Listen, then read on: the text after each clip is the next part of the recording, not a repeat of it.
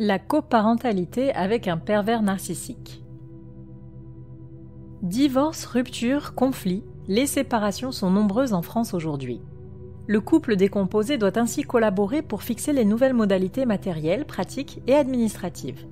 Mais le point essentiel de la scission familiale, c'est la question de la garde des enfants et, à travers elle, de la parentalité partagée. Chacun sait que la coordination entre parents séparés est rarement facile. Mais qu'en est-il de la coparentalité avec un pervers narcissique ? Qu'est-ce que l'exercice conjoint des droits et des responsabilités sur mineurs dans une relation déséquilibrée avec un parent pathologique ? Cette réflexion est tirée d'un article du site internet www.pervers-narcissique.com, dirigé par Pascal Couder, psychanalyste et psychologue clinicien, co-auteur de l'ouvrage de référence La manipulation affective dans le couple, faire face à un pervers narcissique.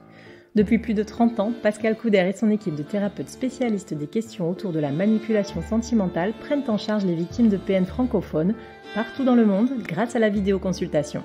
Rendez-vous sur pervers-narcissique.com pour accéder gratuitement à une multitude de ressources précieuses. L'engagement parental bancal.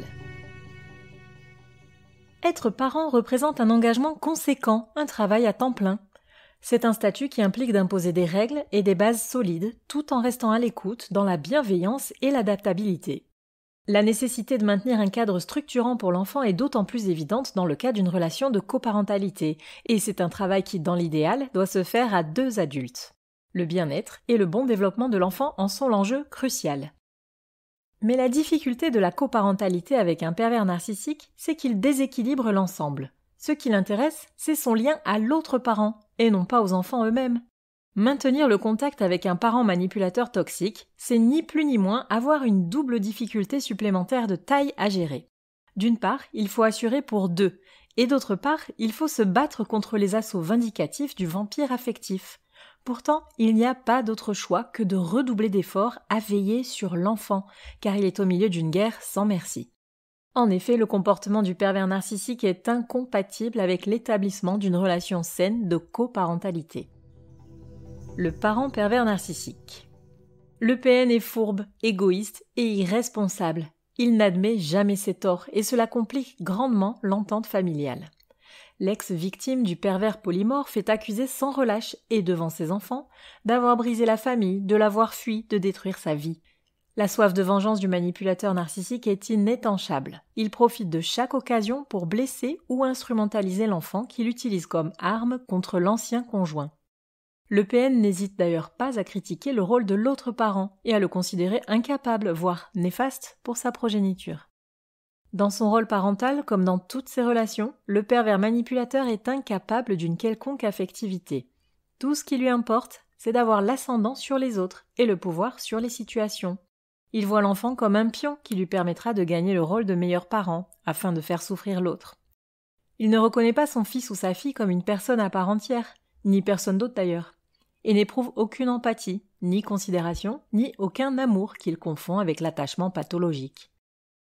Il est de plus dépourvu de conversations significatives, résultat d'une connexion émotionnelle inexistante. Il est l'opposé d'un parent structurant, nécessaire au bon développement de l'enfant. En réalité, il considère même sa descendance comme une propriété sur laquelle il a tous les droits. En compétition constante, le PN crée dans la famille éclatée une dynamique empoisonnée, y compris entre frères et sœurs.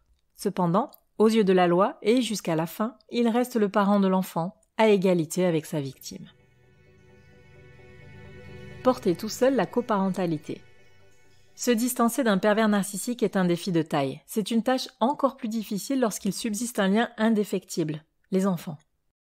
Pour exercer son devoir de parent conjointement avec un PN dont on est séparé, il faut savoir s'armer de patience pour gérer le conflit perpétuel avec le père ou la mère PN et surtout, s'en protéger avec l'enfant.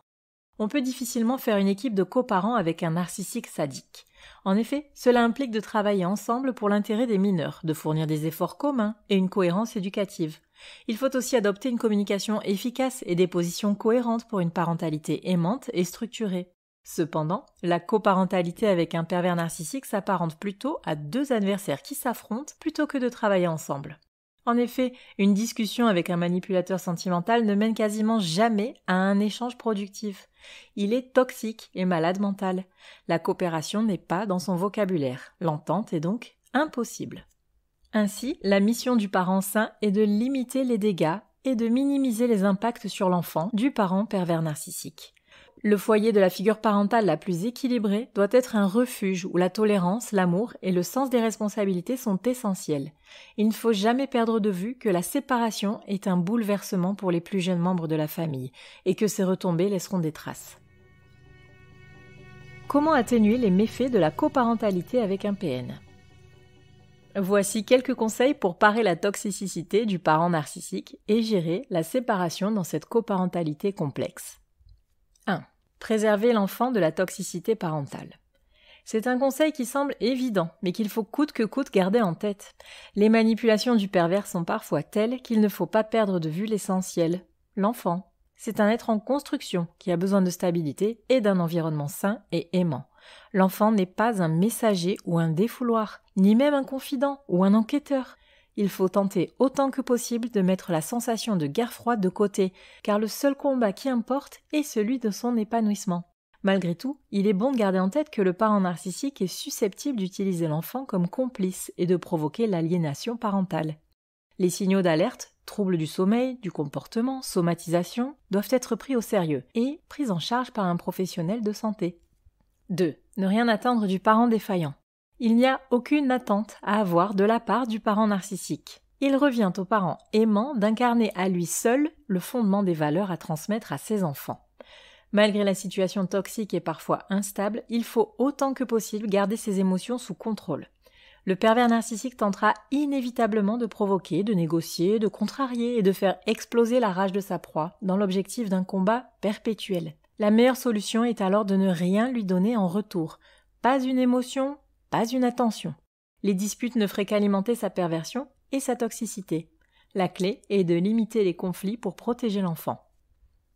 3. Prendre soin de soi pour résister aux assauts sadiques. La coparentalité avec un parent pervers narcissique est épuisante. C'est une situation anxiogène qui joue sur les nerfs et remet constamment en question la capacité parentale.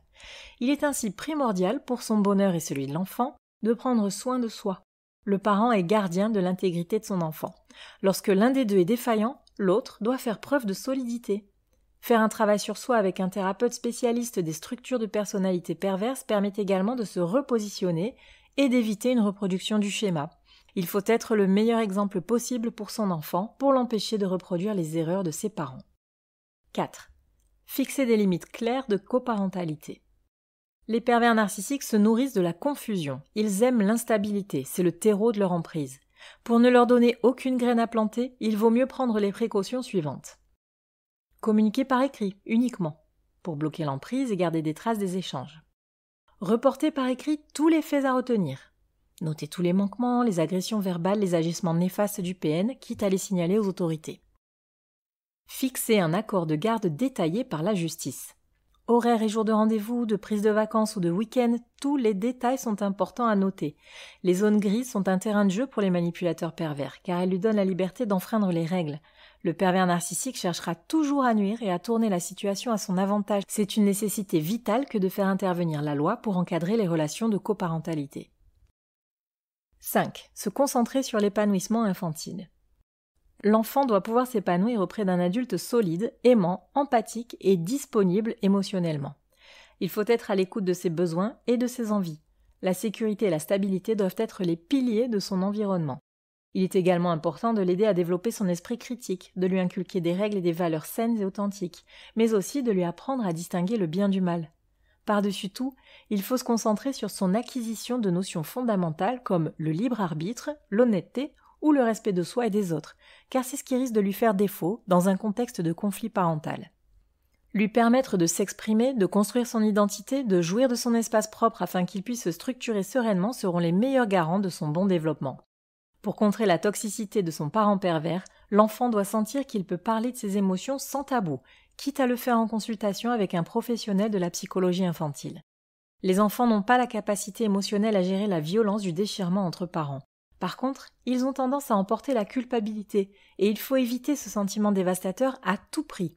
C'est pourquoi il ne sera jamais vain de continuer de les rassurer en leur expliquant, quel que soit leur âge, que ce qu'ils ressentent est légitime et que la situation qu'ils vivent n'est en aucun cas de leur faute. La coparentalité avec un pervers narcissique est souvent un défi usant et frustrant, mais qu'il faut surpasser pour le bien de sa progéniture. Le parent sain a le devoir de se focaliser sur le développement de ses enfants en s'organisant au mieux et en prenant du recul dans les conflits conjugaux. L'aide d'un psy en ligne peut être une solution pratique pour ne pas bousculer un quotidien certainement chargé, tout en bénéficiant d'une écoute professionnelle et de conseils précieux sur la gestion de la parentalité partagée avec un pervers narcissique. Rendez-vous sur www.pervers-narcissique.com et trouvez-y de nombreux conseils sur comment gérer la séparation, comment gérer l'après, la reconstruction, et vous pourrez également rentrer en contact avec un membre de l'équipe. Ne restez pas seul. Merci d'avoir écouté ce podcast. Rendez-vous très prochainement pour un nouvel épisode. N'hésitez pas à vous abonner pour ne rien manquer des prochaines publications. À très bientôt.